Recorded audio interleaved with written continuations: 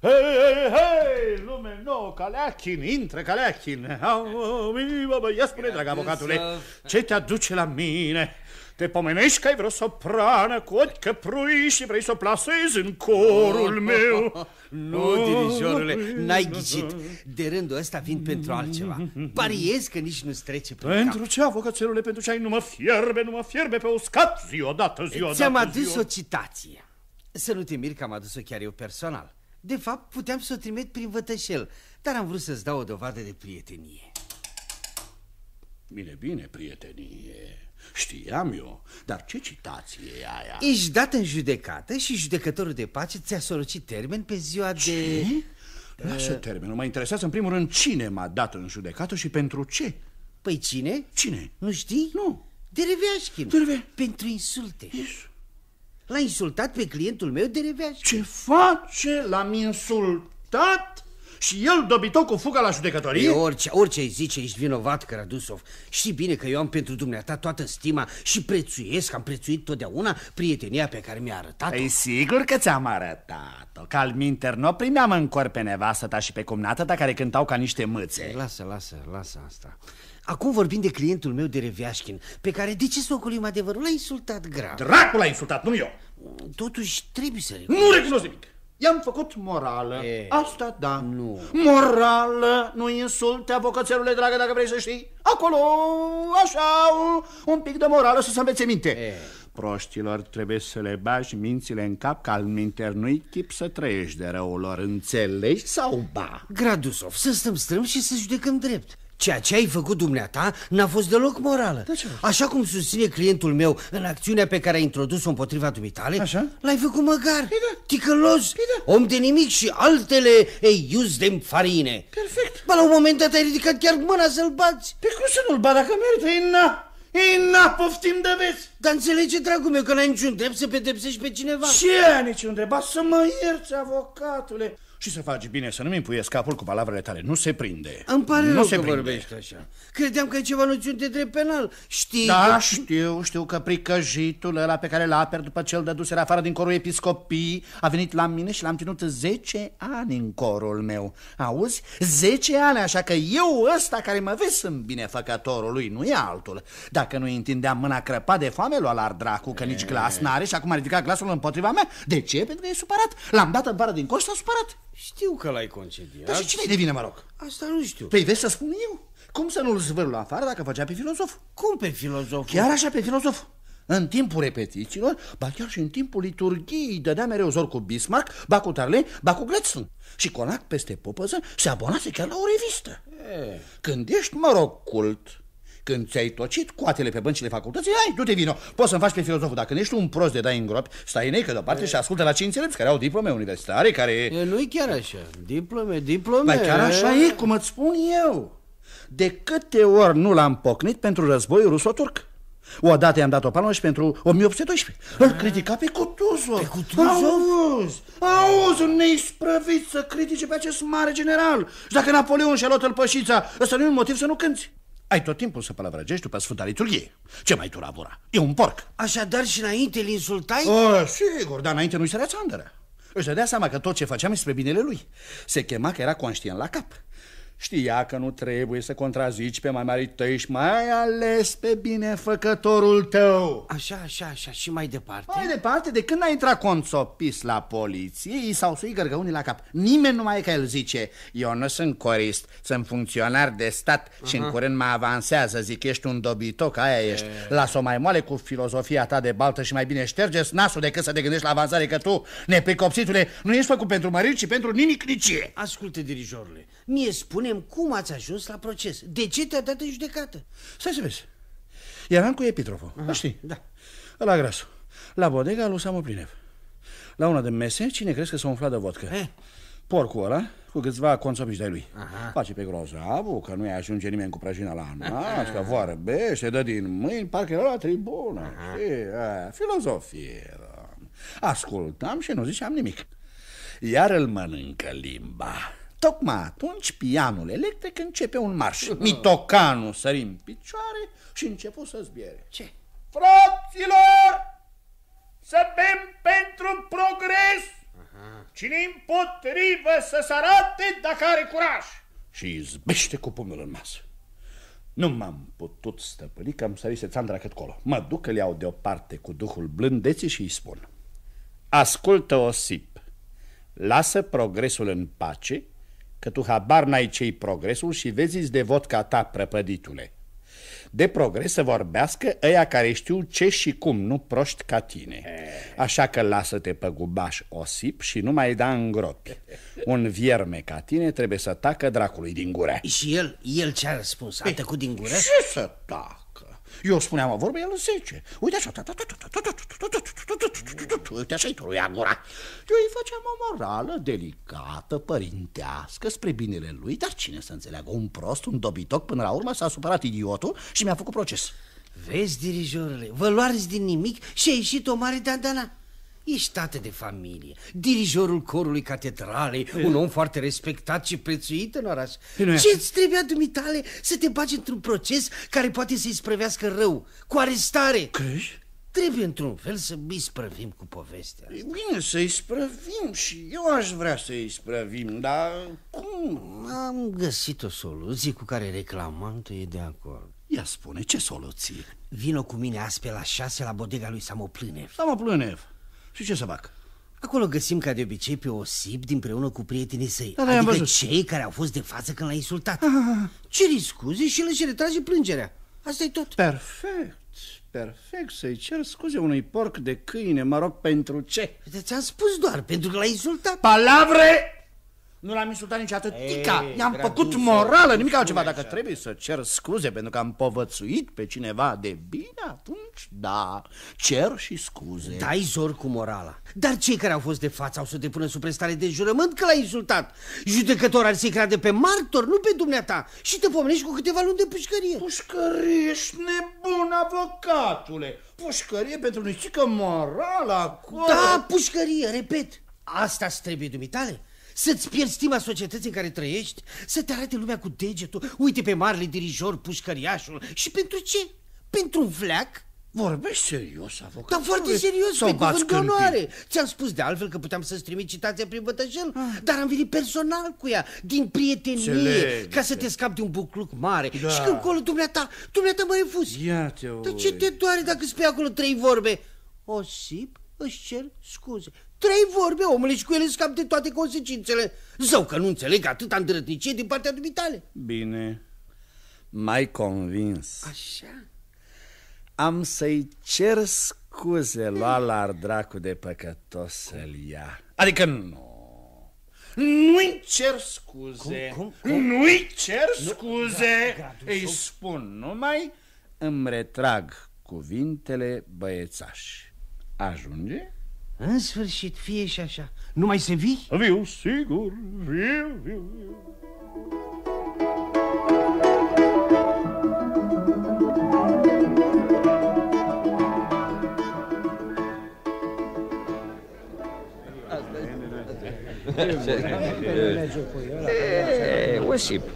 Osip, ia spune, nu e la dirijorul tău? Chiar el e, șefule, vine cu caleache la avocat. Uite. Se vede că l-a convins să-și ceară scuze. Da, cred că l-a convins. Da. Să-l auzim mai întâi. Uite, Osip. Da. Domnul Gradusov este de acord. Bună ziua, domnilor. Bună ziua, comisarule. Bună, Dosifei Petrovici, bună, dar ia loc, te rog. Stai și dumneata, avocatule. Mulțumesc. Eu nu rămân prea mult. Dar ce veți? Un rând de halbe, băiatule. Uite, Osip. Da. Îmi retrag cuvintele. Bravo. Chiar îmi cer scuze aici, de față cu toți. Bravo, Dosifei. Ești mulțumit? Sunt. Primesc scuzele. Să tragem cu buretele peste tot ce a fost. Bravo, bine. Așa e bine, asta e foarte bine. Da. Dragă avocatule, mi s-a dat satisfacția cuvenită. Nu mai am nicio pretenție. Declar acest lucru în fața societății noastre. Așa că te rog să retragi plângerea mea. Așa, bravo, Osip. Mi-a plăcut, Osip, mi-a plăcut. Bun lucru, lucru bun. Nici mie nu-mi plac daraverile, știe toată lumea. Da, sigur. Dacă tu, Osip, Da. ții neapărat să-ți spun dumneata, și am să-ți spun și așa. Foarte bine. Așa. Dacă vrei să te cred om deștept, Da. o fac și pe asta. Foarte bine. Sunt dispus să strig în gura mare, tâmpitul ăsta de Osip e un mare deștept, lua la dracu să-l ia. Ce, parcă pierd vreun gologan? Nu pierd nimic. Da, stai, dă-mi voie. Ai venit aici să ceri scuze sau să mă insulți din nou? Da, și este, are dreptate. Dragă dirijorule, doar ne înțelesese, nu? Păi, dar sigur că ne-am înțeles, dar văd că ăsta vrea să mă scuzi din nou. Păi adică ce, toată ziua, bună ziua, trebuie să-i cer scuze lui? Nu are. Mâine te pomenești că are pretenția să-i cadă în genunchi. Mai știi ce mai trece pe îndivlă? În orice caz, eu mulțumesc Domnului din ceruri că ți-a dat atâta bun simț ca să oprești daraverea asta scârboasă. N-am timp să umblu pe la judecăți. De când sunt pe lume, nimeni nu m-a dat în judecată și nici acum nu vreau proces. Și nici pe tine, Osip, nu te sfătuiesc să ai procese, adică pe dumneata. Bine, nu să am. Și nu te pun să-mi cazi în genunchi. Nici vorbă de așa ceva. Bravo, atunci se cheamă că v-ați împăcat. Împăcat. Hai să cinstim împăcarea și să bem pentru pacea de la San Stefan. Las-o dracului în pace, pacea aia de la San Stefano. Văd că iar dedești prin filozofie, te furnică prin limba, ai? Mă, porc ai fost și porc ai rămas. Mă, nu spui asta ca să insult, ci ți-o spun așa ca să dau un exemplu. Să-ți amintești de mine, care ți-am fost ca un tată, mă, ca un tată. De ce numai decât trebuie să-mi amintesc de dumneata? De ce? Fiindcă ești uituc al dracului, știi? Ai uitat cum te tărai la picioarele mele când îți făcură vântă aia de la corul episcopiei? Eu? Nici tatăl nu te primea, dar eu te-am primit și acum drept de cunoștință îți răși binefăcător pe la judecăți. Cum de nu ți-e rușine vită încălțată? Cum de nu-i crapă obrazul, domnilor? Dă-mi voie, te rog. Iar ai început să mă insulți? Poți da, ești stâmpitule, cine te insultă? Aici lumea, martor, că-ți spun toate astea așa, ți le spun așa, ca să-ți deschid ochii, va să zic că eu ți le spun în folosul dumitare. Cum o să te insult după ce ne-am împăcat? Pe ce crezi, că îmi pun mintea cu un măgar ca tine după ce am văzut că ești capabil să-ți dai în judecată binefăcătorul? Dracu să te ia! Nici nu vreau să stau de vorbă cu tine, mai ales, auzi, trebuie să-ți mai spun și dumneata, doamne, dumneata! Și dacă mi s-a întâmplat acum, fără voia mea, să te fac măgar, apoi să știi că ești și rămâi un măgar.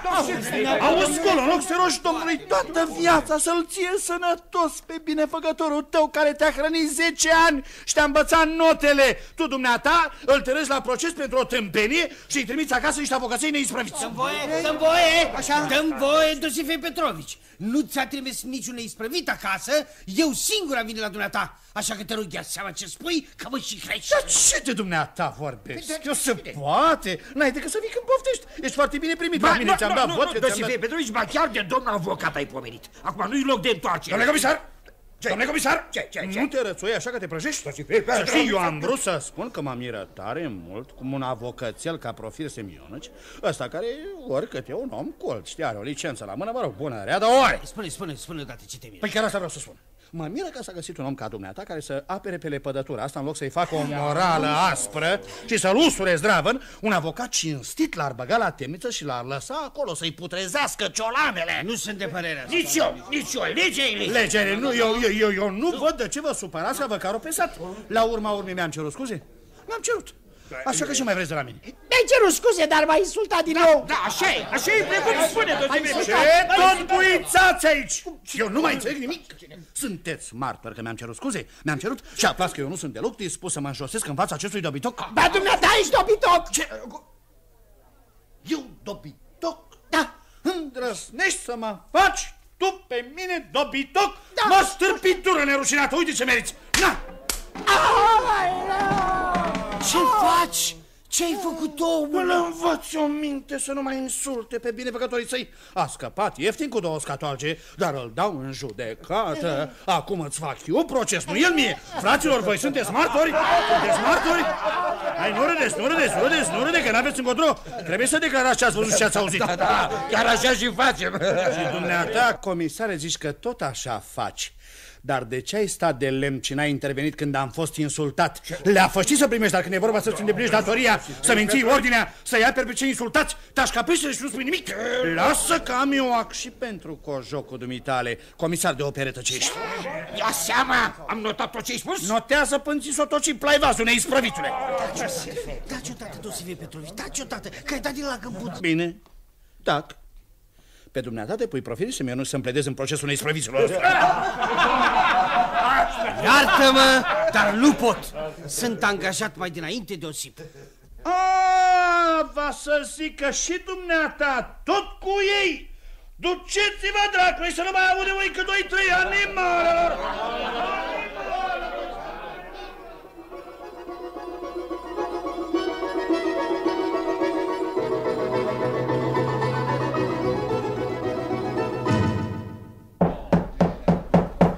Pe temeiul plângerii introdusă de reclamanții Zahar Kuzmiș Diadechin, de profesiune comisar urban, și Osip Voldirkov Drevereașkin, agent poliționist gradul 5, împotriva părâtului Dosifei Petrovici Gradusov, dirijor de cor la Catedrala Sfântul Petru și Pavel.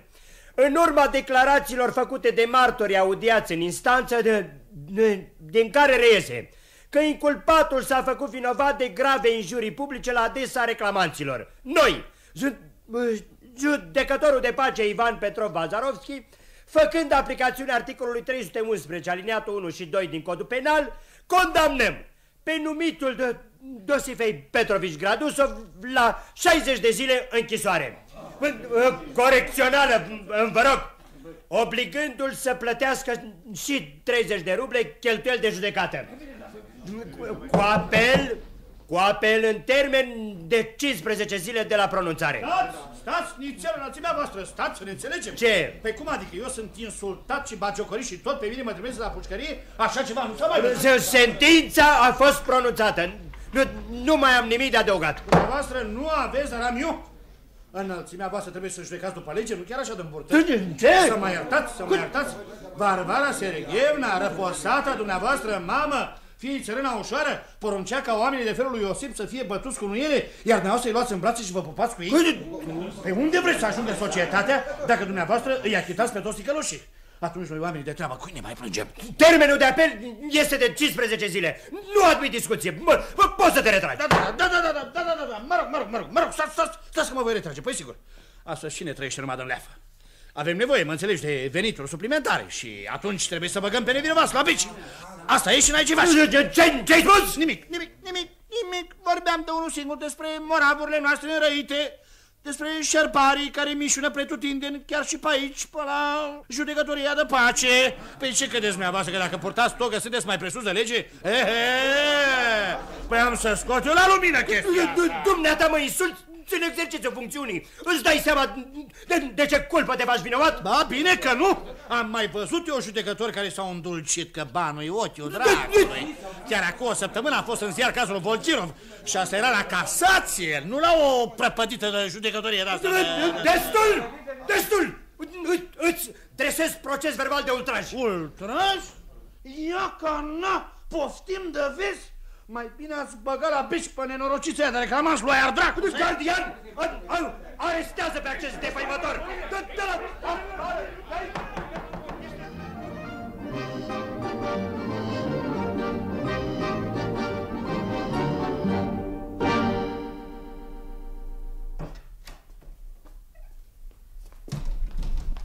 Înălțimea voastră.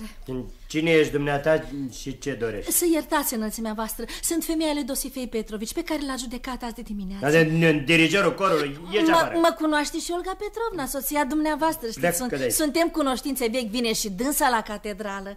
Adineauri, i-am adus 2 purcei și o damigeană cu vințâța vacii, cafe măvișoară. Bine, lasă astea. L-am lăsat în bucătărie și o să vă mai aduc și 2 curcani. Zicea Olga Petrovna că înălțimii voastre tare îi place friptura de curcan pe varză călită. Să trecem la ceea ce te interesează, Marfa Petrovna. Mai întâi spune-mi, cum de poți trăi cu un om ca bărbatul dumitale? Sunt sigur că duci o viață infernală, nu-i așa? Vai de zilișoarele mele, vai de sufletelul meu, numai Dumnezeu știe ce-mi dur. Te bate fără milă, nu te schingiuiește. Nu mă bate, însă mă scoate din țățâni. E ceva nemaipomenit ce-mi dur. Te cred, dar aveți discuții, vă certați, nu-i așa? Mă ocărăște, mă insultă, mi-aruncă vorbe grele, tot ce-i vine la gură. Și știți de ce? pentru că are gură rea. Da, da, numai că vezi cum se poartă acasă, tot așa face și în societate.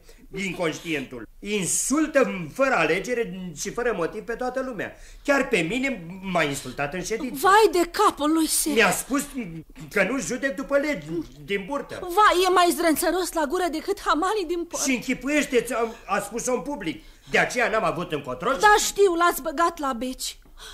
Sunt bolnavă de supărare din cauza lui. De aceea am venit și mi-am luat inima în dinți și m-am înfățișat înălțimii voastre, ca să vă rog să-l iertați. Nu vă roagă el vinovatul, vă roagă o nevinovată, da. Cea mai nefericită femeie din lume. Bine, îmi cer un lucru care e drept. N-am încheiat încă procesul verbal și dacă vrei să știi, nici sentința nu s-a trecut în condica de ședințe. Foarte bine. Foarte bine, nici nu mai treceți. Trageți cu buretele și iertați-l. O faceți pentru mine, pentru nefericita de mine. Știu, dar te rog, nu mai plânge. Doamne, cum să nu plâng? Nu e de plâns? Băi, e, da, taci. Cum de a ajuns bicisnicul în starea asta să insulte pe oricine și chiar pe înălțimea voastră? Pe mine înțeleg, poate să mă insulte cât poftește, dar pe alții... Nici pe dumneata n-ar trebui dacă e om de treabă. Om de treabă? Unde găsești așa ceva? De altfel să vă spun, dacă nu-l zgândără cineva, tace și-și vede de lucru. Încolo nu bea, nu se ține după fuste, nu fură, nimic din toate astea. A mai avut vreun proces? Doamne păzește, nu l-a dat nimeni în judecată până azi. Muzica, asta-i pasiunea lui. Alta n-are. Vai, cântă de mă năucește. Eu însă sunt năucă de atâta muzică. Mai mă pomenesc câteodată cântând și în somn. Îmi pare rău de ceea ce ți se întâmplă. Dar cu coriștii, cum se poartă? Dacă își fac datoria, nu le zice nimic. Pe Osipa acela care l-a reclamat, cine l-a primit în cor când îl dăduseră afară de la episcopie? Dosifei, săracul, 10 ani l-a ținut. Dar când s-a apucat de băutură și lipsea de la repetiție, l-a dat afară. Vedeți, de aici a pornit tărășenia. Bine, toate bune, dar pe mine de ce m-a insultat? Asta nu pricep. Păi nu vă spusei înălțimea voastră, e rău de gură. Și pentru meteahna asta vreți să ne norociți pe toată viața. Dumneavoastră n-aveți nicio meteahnă. N-am. Fiecare avem, așa e omul făcut. Însă dacă părțile bune cântăresc mai greu decât cele rele, de ce să prăpădim omul? Marfa Petrovici, credeam că mă vei ruga să-i prelungesc detențiunea la pușcărie ca să te bucuri de liniște acasă. Hai de păcatele mele și ce mănânc? Ori dumneata, deși suferi cel mai mult de pe urma lui, ești singura care stărui să-l ierți. Iertați-l, iertați-l înălțimea voastră, faceți-vă pomană cu el. Are să vă răsplătească Domnul din cer. Vezi, vorba dulce mult aduce. Marfa Petrovna, da. Pe mine m-ai convins. Să vă trăiască Dumnezeu și Maica Precistă. Va să zică, nu-i mai faceți proces de rulaj. Ultraj, nu rulaj. Să iertați. Nu-i fac. Nu-i fac. Da, stai, cum o scoatem la capăt cu sentința de condamnare? Păi tot înălțimea voastră să găsească o soluție, că de-aia e judecător. Ce să-l mai trimiteți la apel? Acolo la sigur ies altă dandana când o da drumul la gură. Stai, mi-a venit o idee. Da. Dacă reclamantul Verevereașchin a fost corist, cred că-l cunoști, nu? Pe Osip să nu-l cunosc. N-am fire de păr în cap de câte ori ne-a venit în casă. Dar pe comisar? Pe comisarul e rubedenea al lui Osip. Unchi mi se pare după maică sa. Foarte bine. Nu? Vorbește cu el și convinge-l să-și retragă reclamația. Păi asta am și făcut-o din capul locului. Da. Avuse-i grijă că nu-s proastă. Dar ei au primit? Sigur că da. Le-am dat și lor câte o damigeană cu vin și i-am convins. S-a adus naibilor tot vinul. Ce vin, parcă a fost blestemat. Mai greu mi s-a părut cu înălțimea voastră. Da, văd că a mers și pe aici. Bine, Marfa Petrovici, ești deșteaptă. Atunci nu-mi rămâne decât să chem pe cei doi reclamatori. Chemați că sunt aici. Așteaptă pe sală. Cum? Da. Îmi place, ai lucrat repede. Ia, nu... Gardian, strigă pe împricinați. Am înțeles, înălțimea voastră. Osip Voldirkov, Dereavskin și Zahar Kuzmici Deriatkin. La înălțimea sa, domnul judecător. Da? Să trăiți, înălțimea voastră. Bună ziua, v-am poftit să vă întreb dacă sunteți de acord să vă retrageți plângerea împotriva lui Gradusov. Da, înălțimea voastră, da. Ne-a rugat soția părâtului, Marfa Petrovici, aci de față. Așa, ne-a rugat. Și dacă ne-a rugat o persoană atât de respectabilă, ce mai putem zice? Da, și dumneata, Zahar Kuzmici? Păi și eu, înălțimea voastră, noi cei de la poliție avem suflet bun, nu facem nimănui rău. Numai Dosifei Petrovici să facă bine altădată să-ți ție gura, că vorba nu e așa, doare mai mult decât fapta, așa știu eu. Fiți pe pace, n-are să mai deschidă pliscul. Am eu grijă. Ei, dacă nu fi așa, pe mine să mă trageți la răspundere. Bine, Marfa Petrovna, fie și așa. Fie să facem o încercare. Dacă soțul dumitale se năștea mult, sigur, nu-l mai durea capul. Iată, înălțimea voastră, vă aduserăm declarația că ne retragem plângerea. E semnată de amândoi? Da, păi cum? Semnată și datată, în regulă. Bine, mulțumesc. Gardian, Poruncă, înălțimea voastră. liberează pe Gradusov din arest. Am înțeles, înălțimea voastră. Trebuie să-ți mărturisesc, Marfa Petrovici, că mă simt cuprins de o plăcută stare sufletească. Aceea a datoriei împlinite. Rar mi se întâmplă să nu condamn pe împricinați. Ei bine, de rândul acesta i-am împăcat și... Sunteți într-adevăr un judecător de pace. Să vă trăiască sfântulețul, ani mulți și fericiți cu scumpa voastră Olga Petrovna. Am să rog pe bărbatul meu gură rea să vă cânte la catedrală o rugăciune pentru sănătatea și fericirea înălțimii voastre.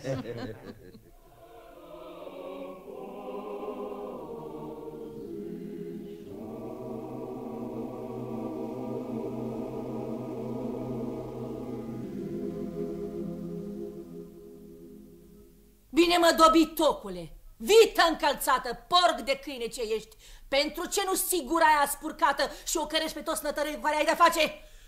Îți cer scuze, dragă nevastă. Scuze, scuze, și ce fac eu cu scuzele tale, animalule?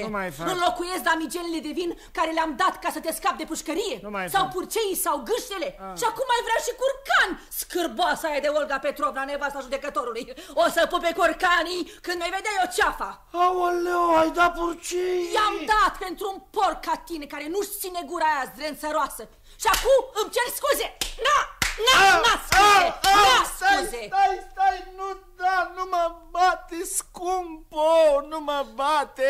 Lovești pe bărbățelul tău care ești... Luat-ar dracu de bărbățel afurisit care mă pune pe drumuri să mă ploconesc în fața scârbosului ăla de Osip, în fața bețivanului de comisar și altora.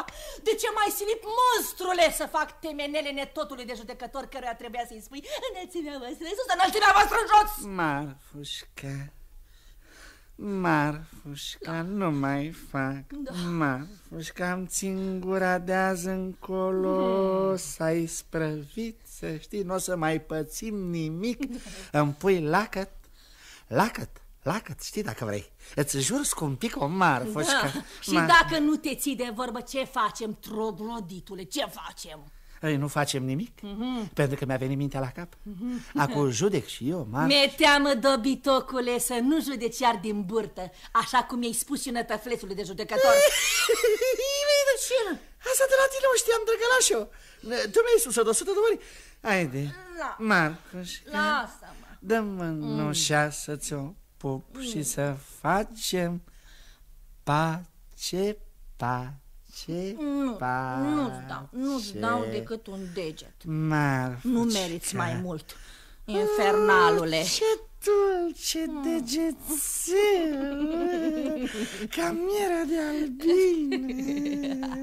Așa, vezi, așa. Cu vorba dulce izbândește oricând. Să-ți intre bine în cap, că altfel te dau cu el de toți pereții. Hai, marș la crăpelniță, că ți-o fi foame. Porumbelule. Ai inimă bună, isteața mea nevestică. Marfușca, văd că mi-ai pus și vin la masă. frumoasă. Vezi bine că ți-am pus. Păcătoșilor lor le-am umplut damigelele pe jumătate cu apă. Iar dracu! Sigur că sunt isteață!